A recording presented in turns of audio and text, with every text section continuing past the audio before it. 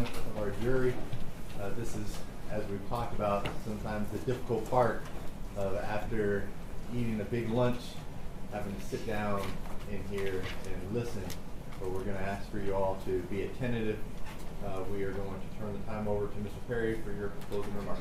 Please report. Yes, sir. January 7th, 2023, at 8:30 more or less.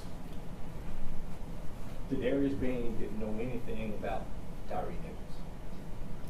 He didn't know anything about what Tyre Nichols had done. At that time, he didn't know anything about the fact that moments earlier, Tyre Nichols drove from 285 in Riverdale all the way to Ross in Rains while having blue lights cut on at first and then cut off because Memphis has a no chase policy. At 8:30, Darius Bean would not have known whether or not Tyre Nichols had a gun, whether or not he had a knife, whether or not he knew self-defense. He didn't know whether he had murdered anybody. He didn't know whether or not he had kidnapped somebody or carjacked somebody. Because those are the things that Darius Bean has to interact with on a nightly basis.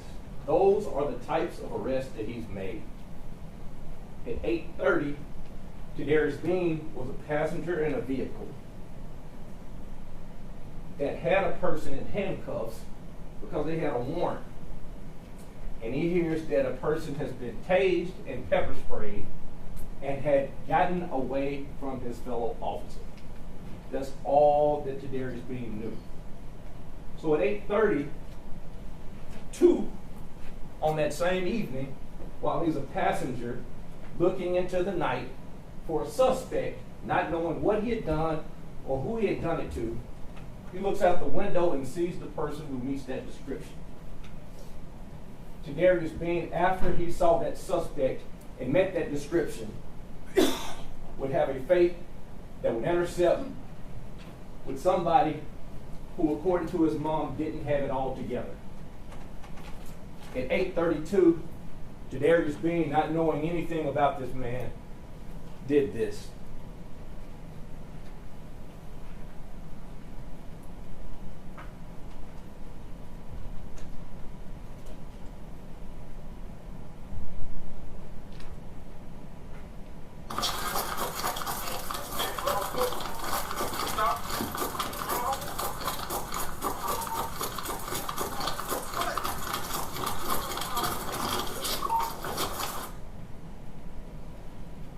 That's what he's trying to do.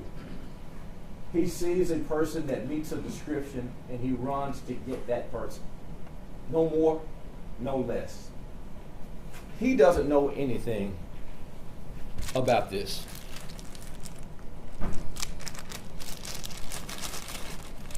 He doesn't know that this is in the man's car.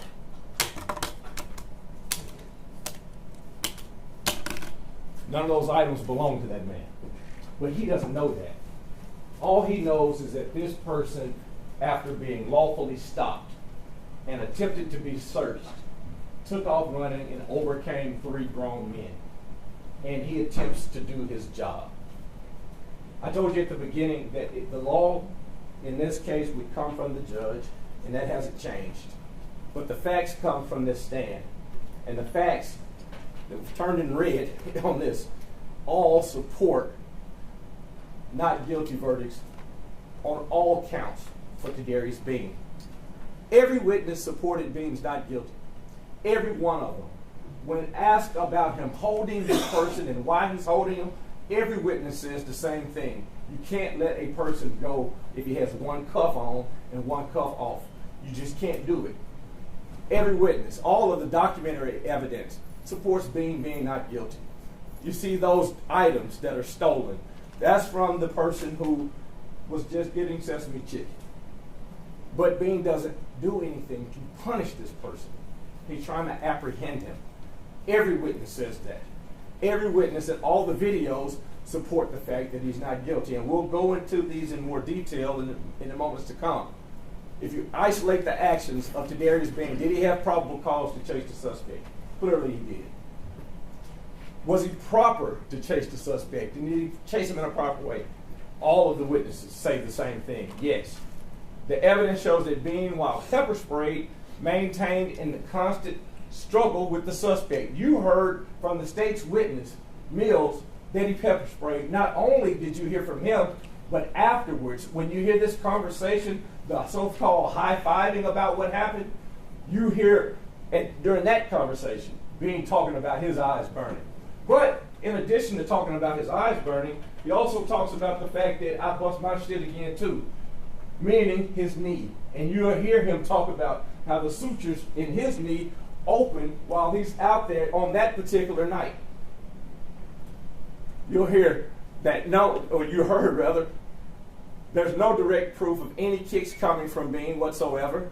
The only strikes, if you slow it down, and you take it at a quarter speed in particular, you see that all strikes are to the forearm after Tyre Nichols is turned over and is reaching up. He pushes the officers off of him while he's on the ground, and they're asking for him to get on his stomach so they can put cuffs on him.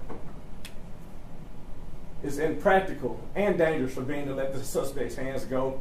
And you heard about the one handcuff on, and you saw the experts in the case.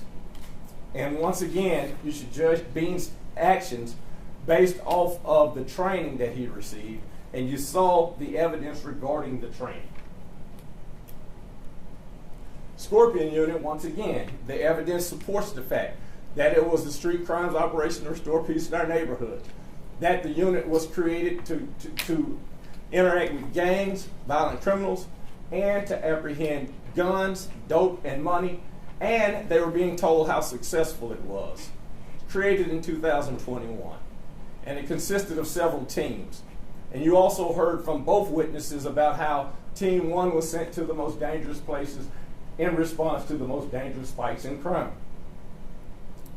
And you heard from Mills and Hempfield regarding how they were being congratulated from the brass at the top about the effectiveness of the unit. You had to be selected into the unit. They didn't just ask you to, well, you want to apply to the Scorpion team. They would come and talk to your superiors and ask you, does this person have the type of character and abilities to serve on this type of interactive team? Let's go back to those actions on January 7th. Just like what came from the witnesses, they met on Flickr at 6 for roll call. They were assigned out in that East Memphis area due to the spike in auto burglaries and thefts and carjacking. A person driving away from blue lights is indicative of those types of activities. Detective Bean was part of a two-man car, Mills being the driver of that car, and Bean was the passenger. At around 8:30, Detective Bean and Mills have a person in custody with warrants, and they let the misdemeanor warrants go in order to respond to that other location. And the suspect had been tased and pepper sprayed. That comes out over the radio. So that's what their interactions are based on. Detective Bean and Mills see the person, and you saw earlier at 8:32, Bean makes contact from inside his car with him visually, and when he tries to speak to him, the guy takes off running. And then you see that 3-minute struggle. Now, Detective Bean and Detective Justice Smith get to the person almost simultaneously, but Detective Bean doesn't know Justice Smith is even out there on a perimeter. He knows that he's running after this person who has made eye contact with him and made the decision to run away from him. That's all that he knows, and he tries to apprehend him. He used the use of force continuum, and you'll get a chance to read that yourself.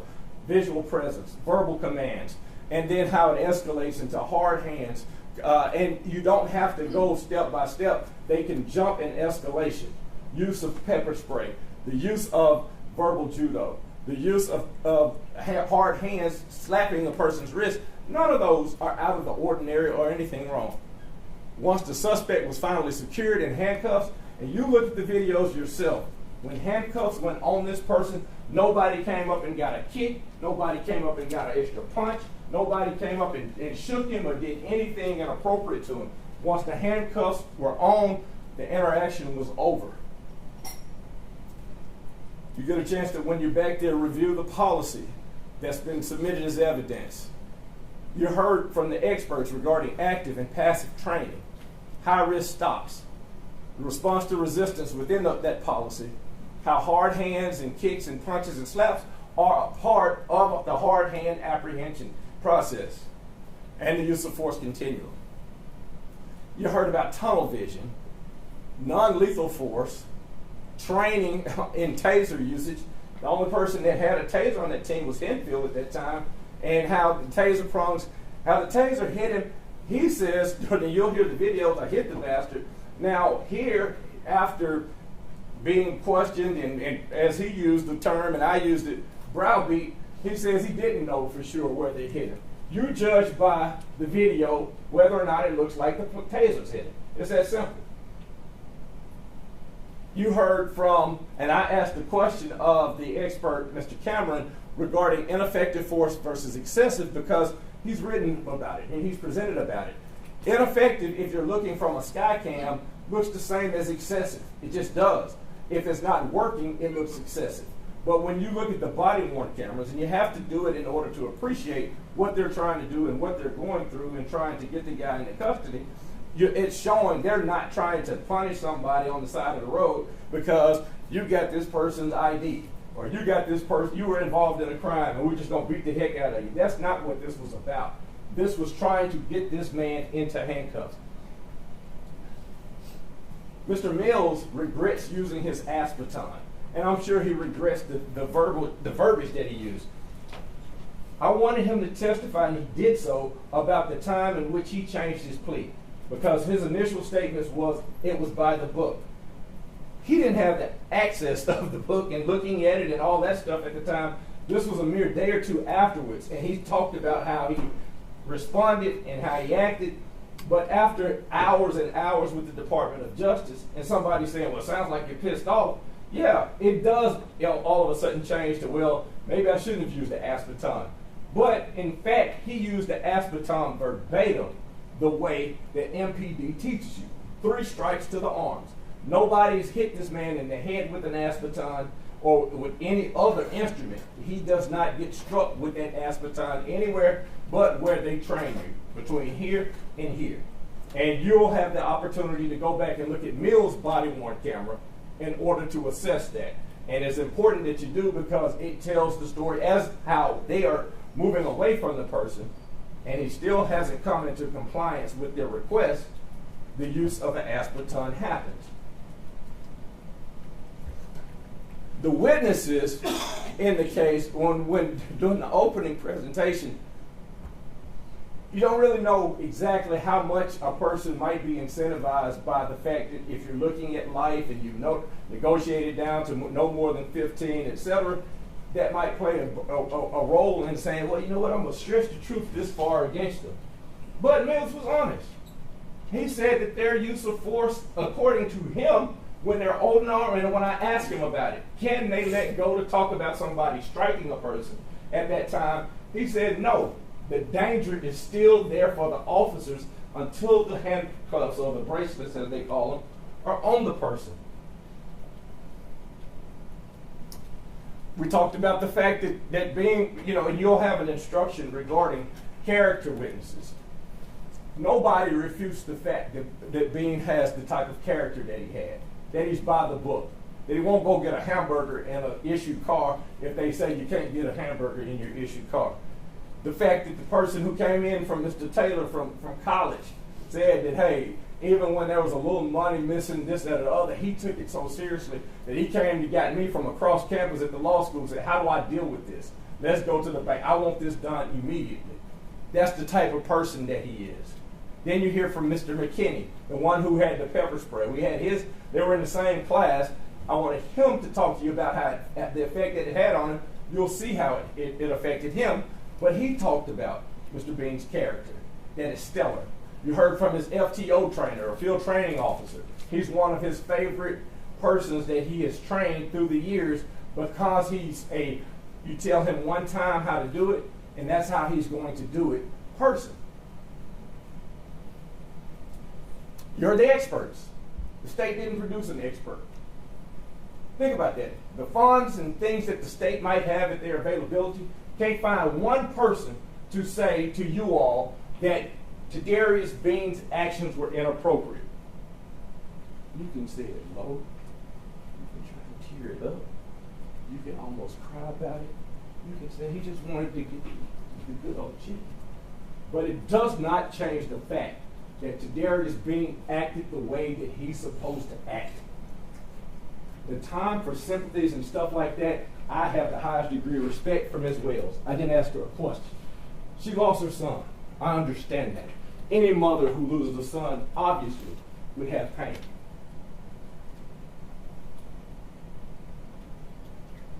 But driving is a privilege.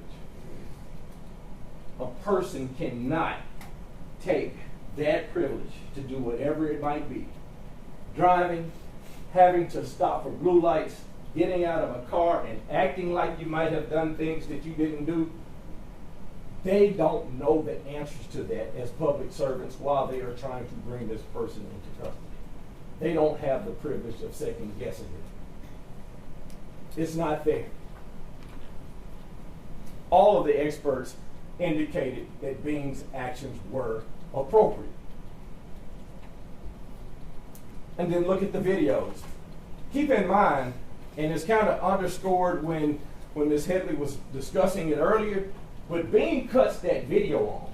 The video does not all of a sudden get volume a minute later. What it means is while he's running towards the person, he hits it. And it's your body-worn camera is constantly recording, and then once you trigger it, it keeps the recording instead of recording over it. That's why the volume doesn't come on for a minute. So after he's in the course of running towards this person, supposedly going to do something to punish the man that he's never met before, he triggers his body-worn camera and gets to him and then stops him. But that's his body-worn camera that you hear her discuss about the sounds and things like that. It comes off because Tyre Bean, while he's trying to arrest Mr. Nichols, is in that scuffle where Mr. Nichols is constantly reaching up and knocks it off. But that's his triggered body-worn camera. The officers were aware, and you heard Mr. Mills say, well, I didn't know it for days later. There's no testimony whatsoever as to what Tyre Bean would have known as he's running towards the person and they pass this blinking blue light. They know that there's an overhead there. That's no surprise to them. Now, as far as the person who was there and he's been talking about the hours that they've spent in front of Department of Justice, then it might change to a shocking moment. Yeah, that was the first time I knew about it. But there's been no testimony as to whether or not Tyre Bean knew that there was a recording. What we do know is that he recorded himself because he hit that button. And you got to consider the distance and the angle of that pole camera. Next one. This is an isolation of the punches that we're talking about, and it's taken from the Sky camera, the Skycop camera time. And so it just outlines the force that's used. The red lines at the top, you got two different kicks. You can't tell whether they land, and Ms. Headley talked about a thud on a camera, from the sound of a camera. That's not the same as looking at something and telling whether or not that type of force was administered. And you definitely don't know whether or not it's being seen while Tyre Bean is looking down at this guy trying to bend his arm in a way to put handcuffs on. The baton being deployed.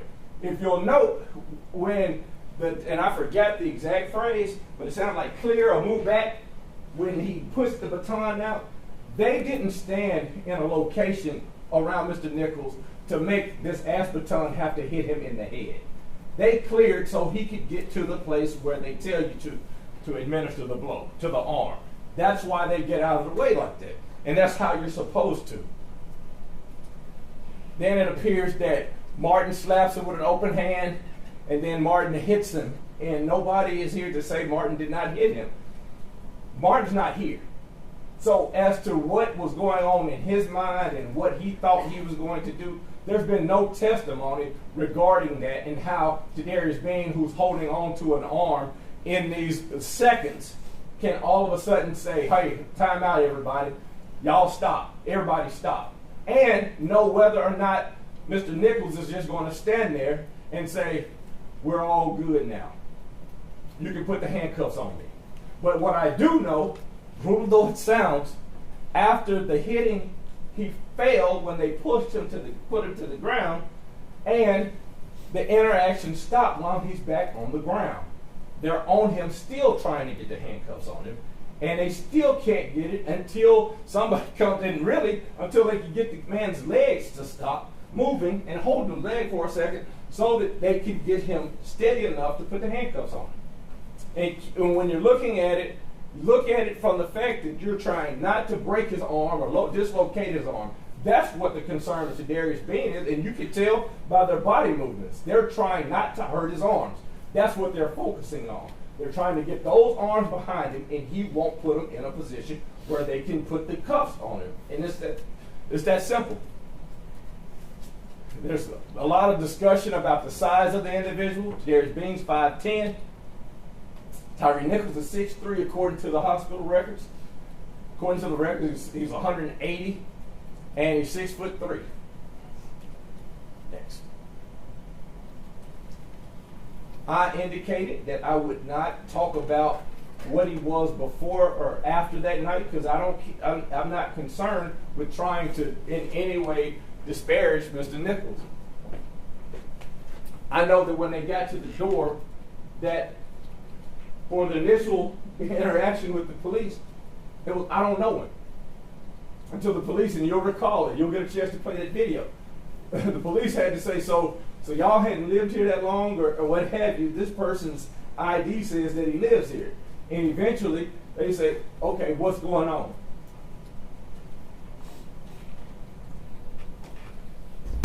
They don't know what all he's into. But there definitely had to have been something that this person said, I don't know. So, you're expecting Mr. Bean to know the level of force and the level of coercion that it would take to get this man in the handcuffs when his own folks say that they don't know him. We know that he did drive 2 miles away from the blue lights and sirens. You'll see the reenactment. You heard the testimony of Mr. Hemfield. And you'll see the videos that are involved. And you'll see the camera inside the car of Mr. Martin. You know that he ran from the first scene and he ran from Detective Bean. That was from the testimony of Henfield and from Mr. Mills. Nichols drove in a manner to avoid police detention. That's according to Mr. Henfield's testimony. We know that he refused to stop and he subsequently resist arrest. Mr. Nichols would know that he had dope in the car and the stolen credit cards and the stolen ID. Does he have a right to resist being stopped? All of the experts say that he doesn't. Ms. Headley says that he doesn't. And I agree that he doesn't. Does he ignore lawful commands for his hands to be handcuffed? All 3 experts said that he did. He ignored those lawful commands. Was he actively resisting by running and walking and pulling away from Detective Bean? And the answer is yes. And that's according to all of the experts that are involved. And the actions at 6705 Ross Ridge are important because they show that this is not just somebody trying to get home for chicken or whatever it might be. This is the actions of a person who's doing whatever he is between those cars, trying to avoid being arrested because he knows what he has done and why he's trying to get away from them. They don't know that. They don't have the ability to check inside of his mind. They don't have the ability to even know he's out at 6705. They know that he's gotten away from them and they're trying to bring him in. That's all. Darius Bean is on trial. Mr. Nichols is not on trial like Ms. Headley said. You know, he graduated. He goes to the academy. He gets out of the academy. He's riding with Mr. Turner. He started out as a patrolman 2. Mr. Turner was an FTO officer. He had no write-ups while he's in that precinct. He had no complaints against him. And this is not only while he's in the precinct, but while he's a member of the Scorpion team. He had no issues or accusations of misconduct. Keep in mind, this is not some case when you're talking about, because you'll look at the official oppression, the oppression charge. This is not some case where they're out trying to beat up guys that are accused of selling drugs or trying to make a fast buck or doing something to escort dope dealers or to try to beat up somebody behind an alley because allegedly he did something wrong or that they disagree with. This is simply textbook police work where you're trying to get a man into custody that is resisting, and you can't do it. And he took his job seriously. He was assigned to Team 1, and that was it. These are the reasons why, and you'll have the 7 charges, and I think you got 35 different subsets. And sometimes people say, well, we don't think that it was second-degree murder. We think that it was reckless homicide, etc. All of those charges require some form of intent or recklessness.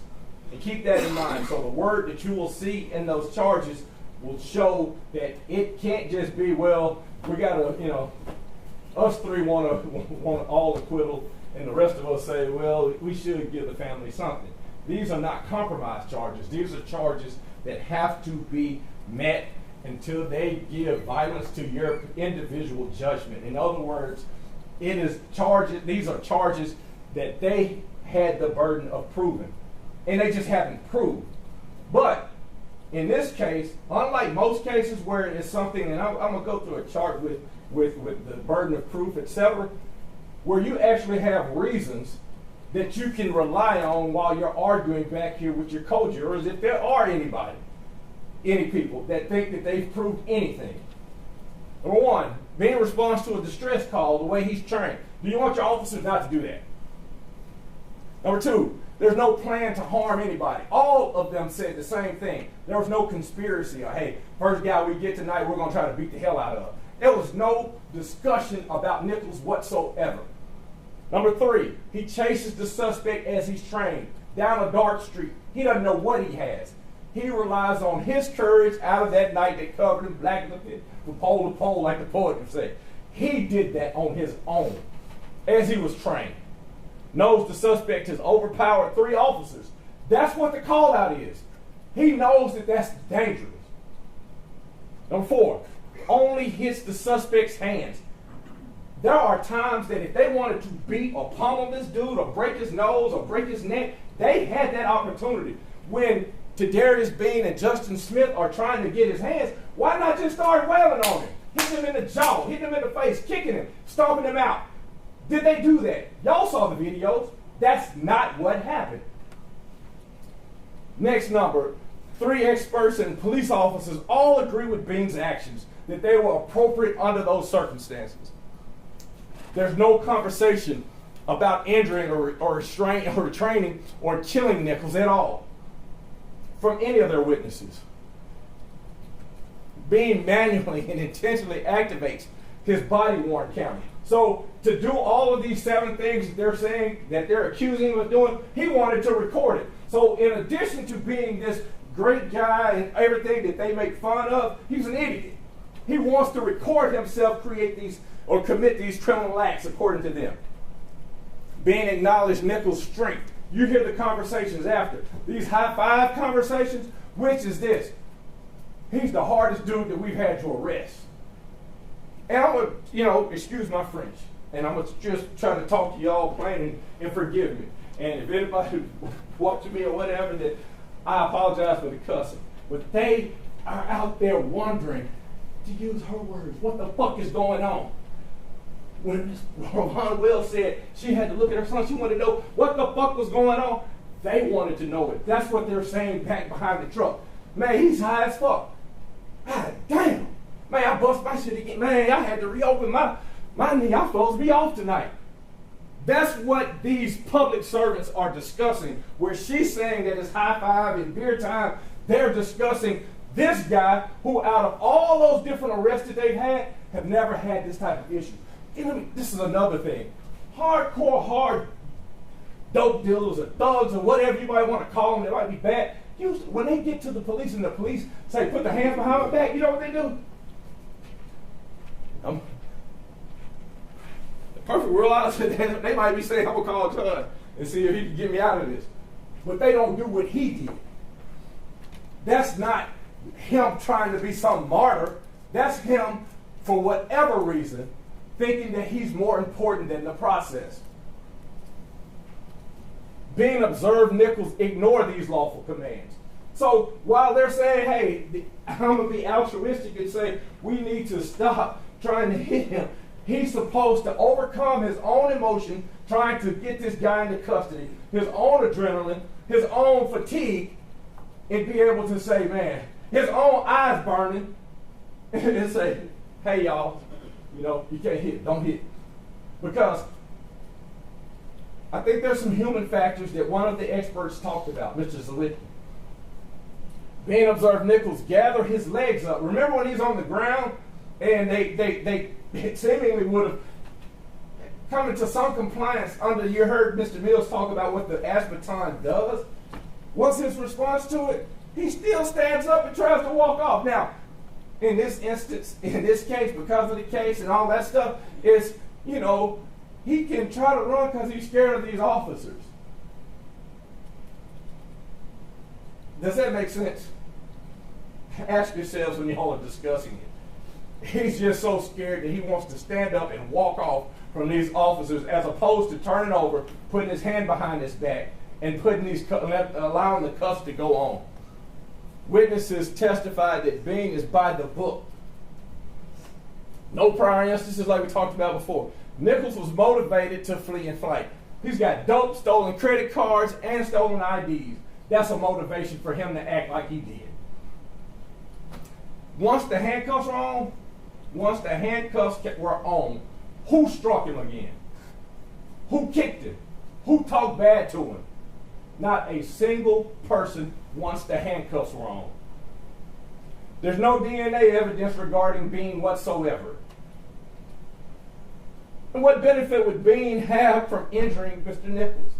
What benefit to him? There's nothing here that indicates that he would have gotten any sort of thrill out of it or any sort of money gain, nothing. And so when you look at these 20-some odd reasons, think about this one also.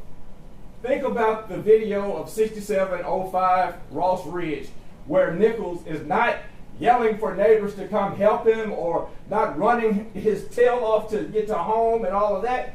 He's ducking and dodging between cars.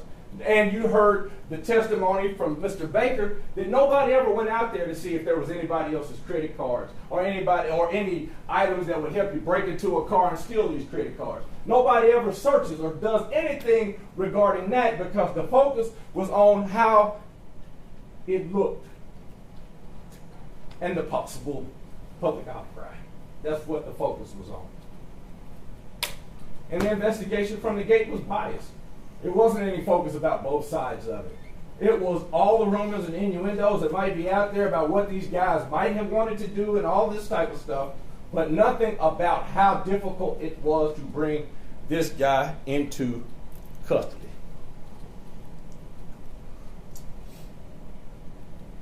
This is only, and this will not go back to you for evidentiary purposes, but I want to give emphasis to it because it shows where he is, and you'll have your own individual notes. And this is during the time that there were any strikes rendered. And this is based off of the overhead of the Skycam video.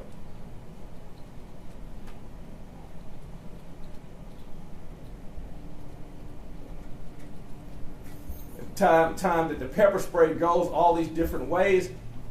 Mr. Bean's eyes are still blurred and burning, but he has to have a hand on this suspect that has run off from 2 different locations. And he does that. And that's at 20, 33, and 57.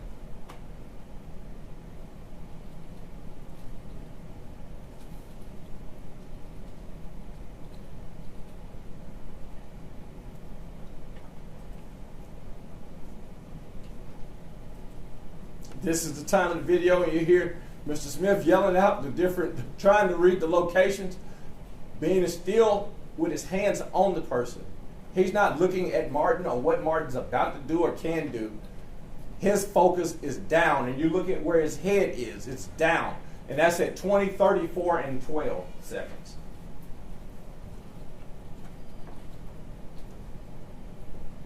And when you slow it down, slow it to a quarter and see if you can tell whether or not the kick connects to him on either of those kicks.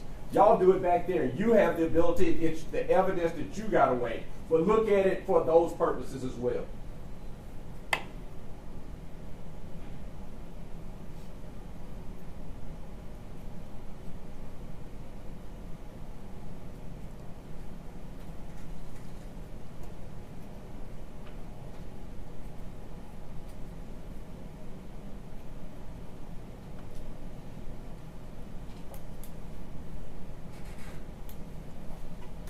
Mills is walking off, trying to regather his breathing. Bean and Smith don't have that luxury. They don't have that luxury to gather their breaths.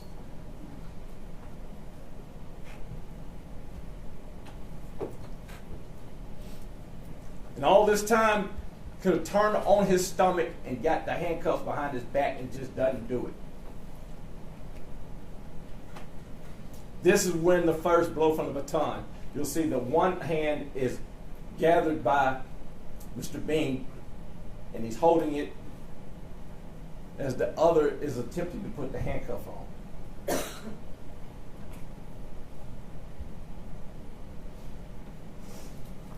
That's at 20, 34, and 56 on the Skycam video.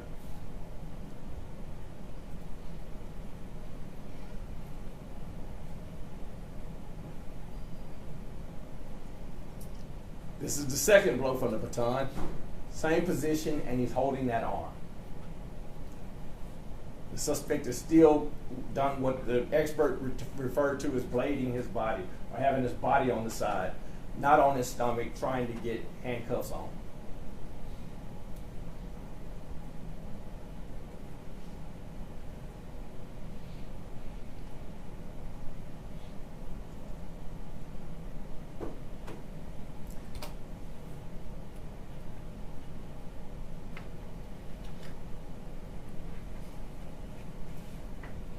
Mr. Nichols stands up on his own, and they don't have the luxury of saying, hey, let's just let him walk on so he can go up the street. They don't know where he lives. They're holding on to him because they do not want this suspect to get away.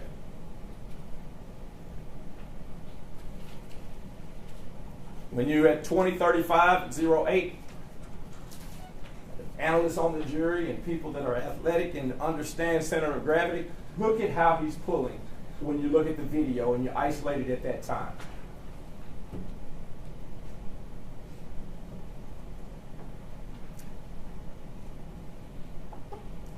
This is at 20:35:09, and is more definitive than just a few seconds ago. You will see his center of gravity, Mr. Bean's center of gravity, 20:35:09, where he's actively pulling the man away.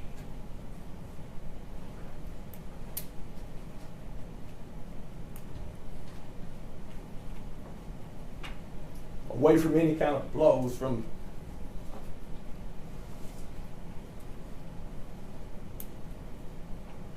this is where center of gravity gets lowest. And imagine that you're pulling somebody like this and they got the strength to not go with your pull.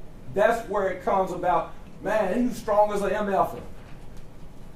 He's strong as hell. That's what the other folks are saying. All me saying when they're over there is, man, he was eating. That's what they are offended by. The fact that after dealing with all of this, they say, you know, a person takes pepper spray, punches, etc.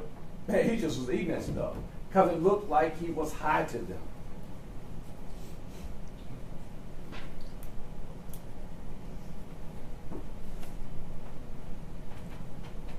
And as he tries to walk away, Bean grabs that right arm and says, no, you can't walk away as a suspect. Just can't do it. Because at this point, I don't know what you have done and why you have done and why are you acting like this. I don't know it.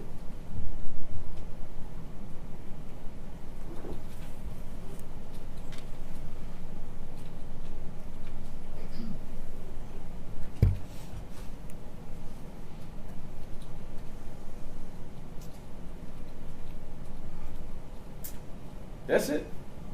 That is what you'll see on the videos that offends the state, and I understand that, and this is their case. But this is their case, and this is their burden of proof. criminal defense cases or criminal cases, you have the highest burden of proof in the history of mankind. Proof beyond a reasonable doubt. It's not a standard where you're across the street and trying to get custody, or if you're trying to get money on a case where a preponderance of the evidence, etc. Proof beyond a reasonable doubt. This case, more than any that I've ever had, is not only in this gray area, blue area, it's not in here where it would be not guilty. It's down here, proven not guilty. He videotaped himself. But you got the witnesses. We deal with Mills. Mills is the first witness that they called. That was a fact witness.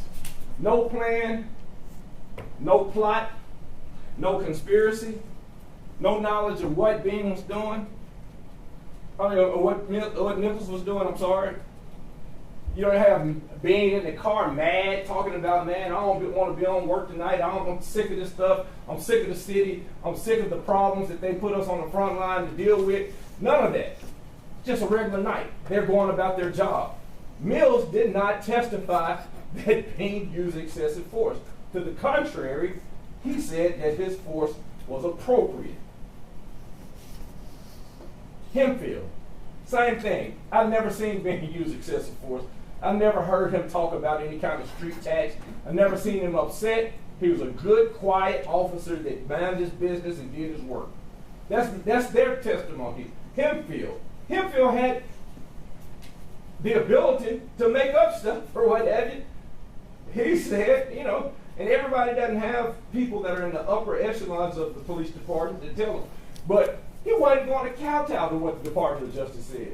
He stuck with his story. This is what happened. I wasn't on that second scene, but I know what he was like on the first scene. I know how strong he was. I know he wasn't doing what we asked him to do. I know he was speeding. I know he was changing lanes inappropriately. I know that we followed him 2.5 miles to another location after he thought we had turned off.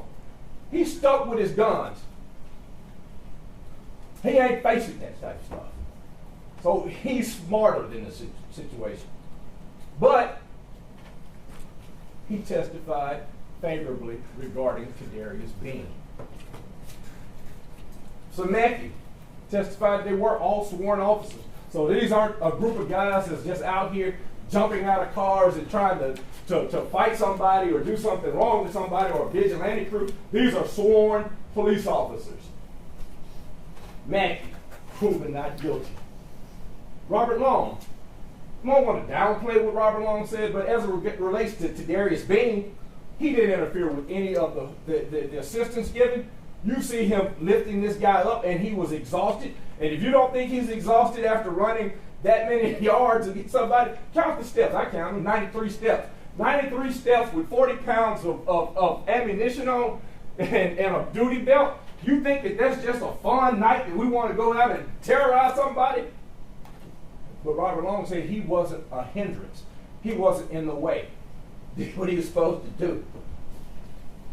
Testified favorably for Darius Bean. Greg Turner. He's my favorite, that's his word, trainee. He was studious. I told him what to do one time. I didn't have to tell him again. I was his beginning FTO officer. I was his release into the field secondary FTO officer. And I worked with him for the 2 years that he was in my precinct. Never an issue with him. It's no surprise that they came talking about Darius. We need you on the Scorpion unit. We need you dealing with the issues that Memphis has. He testified for Darius Bean. DNA expert. No DNA expert talking about what all he did and I'm glad I can barely say what deoxyribonucleic acid, ribonucleic acid, or what have you. I didn't have to say any of that. Why? Because there's no evidence regarding Darius Bean. Proven not guilty. Kevion Taylor, I'm jumping back to the character witness. Knew him in college. Knew him at a time that, you might want to get it together. He wasn't 29 years old, he's 20. But he had it together. He had his act together. In college. That's a character person. That's not somebody out playing games at night. That's a character person that has what it takes to have been a sworn MPD officer that wants to work and get home at night. Proven not guilty. Marco Ross. Was there any evidence about anything that Bean did regarding any strikes to the head? No, they want to say that Bean, while he's holding this guy who has broken away from 3 officers already, is supposed to be responsible for what kind of day Detective Martin might be having. But we know one thing, that blows to the wrist didn't cause it. Blows to the wrist didn't kill him. Marco Ross, he testified in favor of Tadarius Bean. Jordan Riley, Kelly Rogers. Might forgot the names, but we know one thing. They didn't know Tyre Nichols. We know that. We know that he had their stuff in their car. We know that. We know that they didn't get a ride, telling them to forget their purses or what have you. Why do we know that? Because this stuff happened back in October. This stuff happened back on Halloween. And ironically, the stuff is stolen on the same night and it happens to be in the same person's car. I mean, y'all are 12 people, and I don't know, well, about 14 at this time, but it'll be 12 eventually. I don't know who's smarter or who's not, but you're smart enough to have made it here. A lot smarter than I am, but I can figure this. The stuff didn't belong to Tyre Nichols, and it's in his car. So whether or not it's Sesame Chicken or trying to get away with their stuff, they testified in favor of Tadarius Bean. 3 experts. They might say, man, well, how long have you been, Zwicky? I don't know how old Zwicky is. Zwicky's a lot better shape than I probably am. And, like, well, I did law enforcement until about 15 years ago. But I know right from right, and I know wrong from wrong. I know what they were doing was right. I know that you have to focus on what you have to focus on. Why? Because as soon as you don't, this guy might not be this good guy trying to get Sesame Chicken.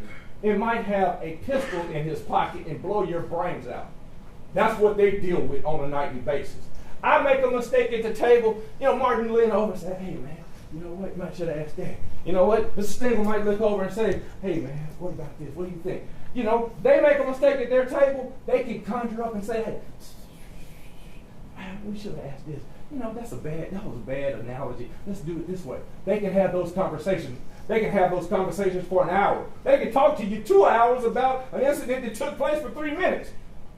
Tadarius Bean can't do that because he'll get his head blown off. He doesn't have the choice of whether or not this man has it together. He does not have the ability to make that assessment. The games have to stop. All 3. Because the state wanted them to, would ask questions regarding the circumstances that they were facing, testified in favor of proven not guilty. I told McKinney last, next to last, because McKinney knew him from the academy, and then he also testified about the eyes and how it feels. And you'll see his video back there. But he testified about that situation. Johnny Major said, character is when nobody knows what you're doing. Character is what you do when the lights are off. Character is what you do when ain't nobody else watching. That's what character is. Wasn't nobody watching that car when he said, hey man, come get me and run me a mile up the road. That's character. That is a person who has a fiber in him that nobody else can define for him. So when the New York Times dude called me and said, hey, I want to do a story on the parents to see what they think about their thing, you know what I can say to them? I can say, hey man, if I'm his parent, I'm jumping up and down with pride that my guy could get out of a car and running after somebody who he knows nothing about because that's what he's sworn to do. I'm not answering the door and saying, hey, does Tyre Nichols live here? No. And these are good people now. These are good people. Good neighborhood. Solid stepdad. Solid man. Help his son get a job. Works with his son. I don't know him. I don't want his problems here. I don't know him. You think about that. Police knock at your door about children. I don't know the man. I'm sorry. I got to do it. I'm petty. If her son wasn't together at 29 years old and he's out on the street and he's running from where the police are, if he's running from them, I'm sorry. If he doesn't have it together, and he should have it together, I apologize to her. She's a good woman. Cussing don't bother me, because I'd be cussing about my son if he's dead. That don't bother me. But I know one thing. He didn't have it together. Darius Bean had it together. She testified for not guilty. She testified not guilty. So this is where we are. I don't know how much time I got left, but I'm about to beg because I don't have a vote. I don't have the ability to stand back there and to say what's right, what's wrong, or anything. I spent 5 days in your city, and I respect you guys for coming down here and being willing not to make up some story about not wanting to do it and overcoming whatever it is that is an imposition in your lives, because you got lives that you could be at home dealing with what you do. John Sr., my dad, taught me not to be jealous. Not to be jealous.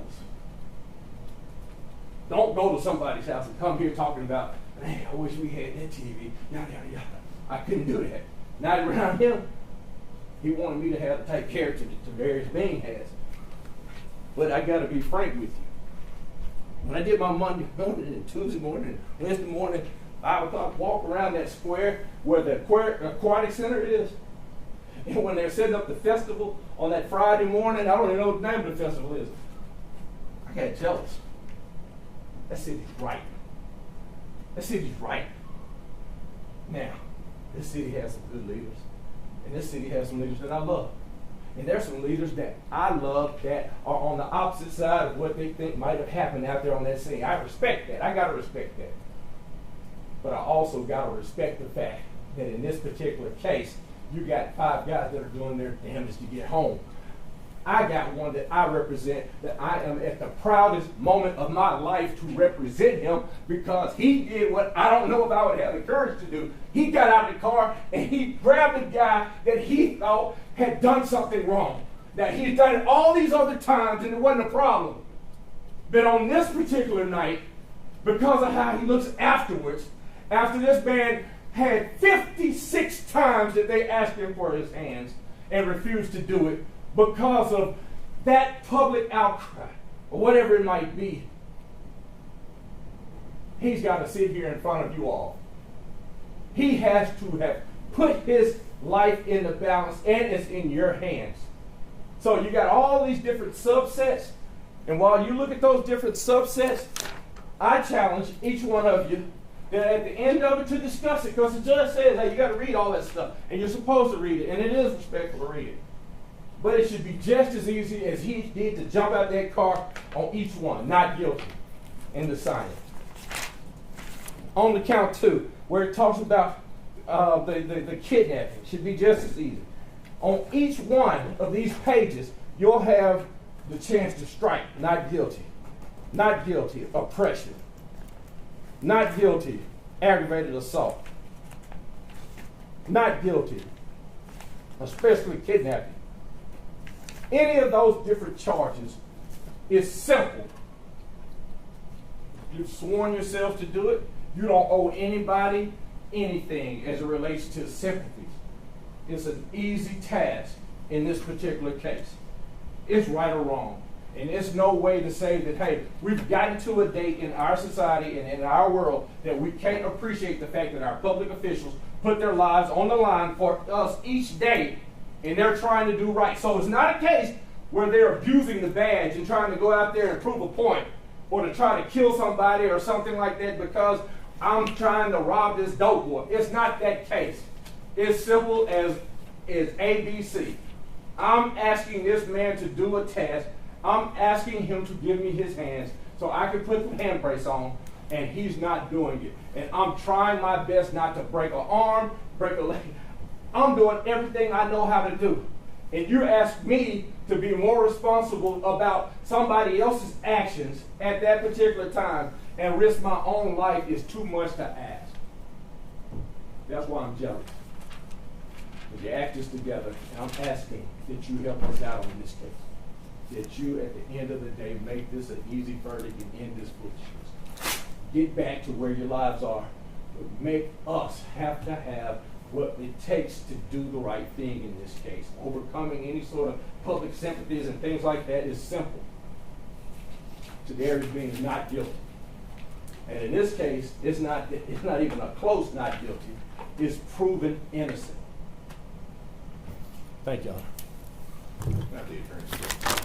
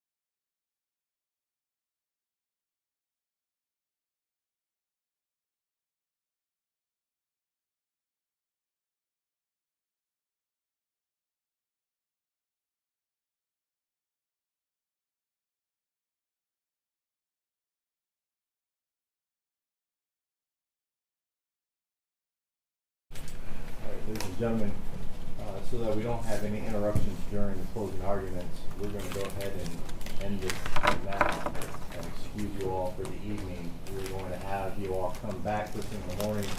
We will pick right back up with the closing arguments from the remaining defendants, as well as the rebuttal should the state choose to have such. So we're going to go ahead and excuse you all at this time.